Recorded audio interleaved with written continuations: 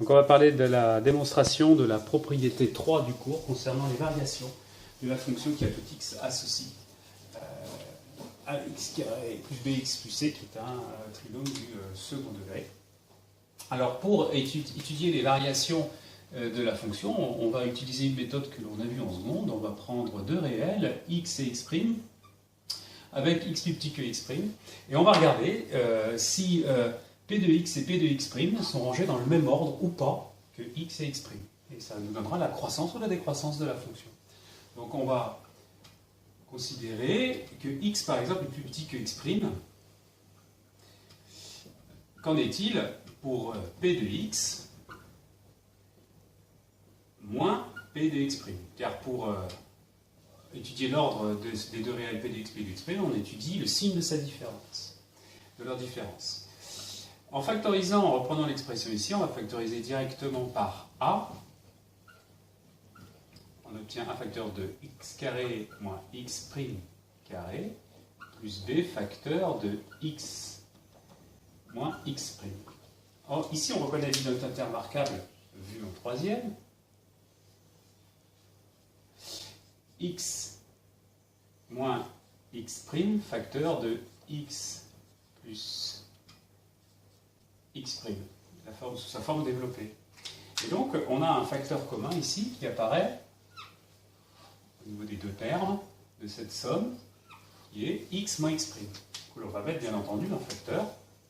On obtient x moins x', facteur de a, x plus x', plus b.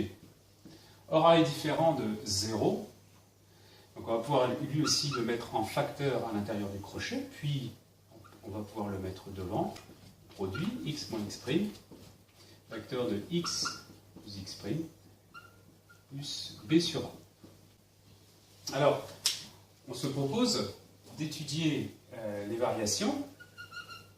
On va étudier le cas de variation de p sur moins l'infini, moins b sur 2a. Donc, les variations sur moins l'infini, moins b sur 2a,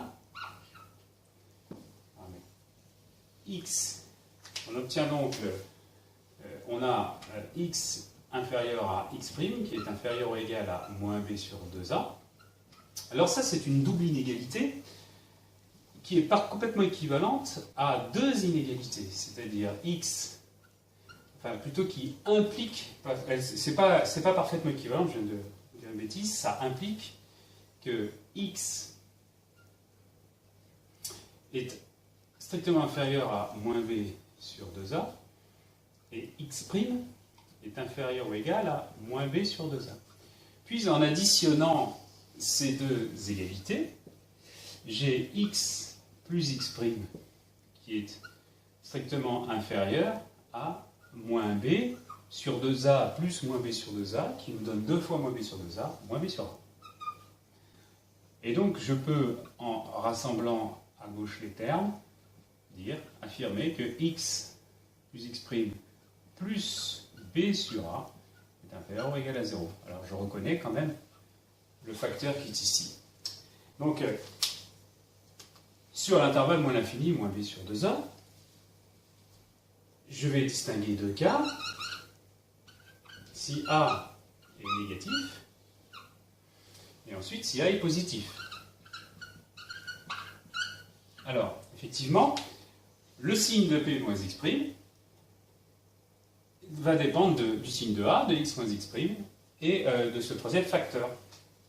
Alors, sur moins l'infini moins b sur 2a, ce facteur-là est, comme on l'a vu ici, négatif.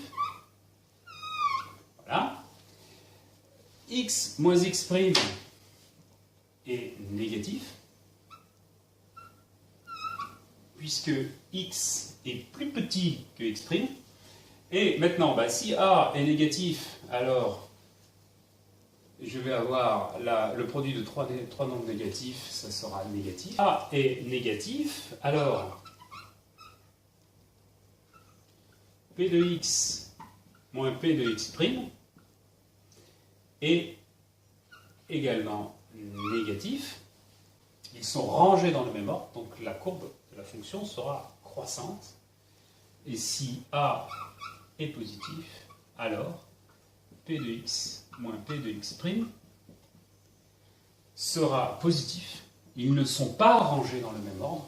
La fonction est décroissante. Alors, on va graphiquement faire un tout petit exemple sur... on va prendre le cas A négatif. Alors, x étant inférieur à x', P de x et P de x' sont rangés dans le même ordre. Donc, P de x sera plus petit que P de x'.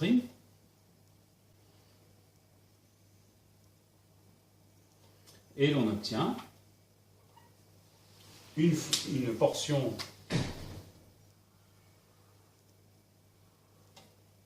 une courbe d'une fonction qui est croissante, jusqu'ici, le maximum. On va faire le même raisonnement. Donc là, je vous invite à lire le livre, page 24, sur l'intervalle moins b sur 2a plus l'infini, où on va démontrer, dans le cas A négatif, la décroissance, et dans le cas A positif, la croissance.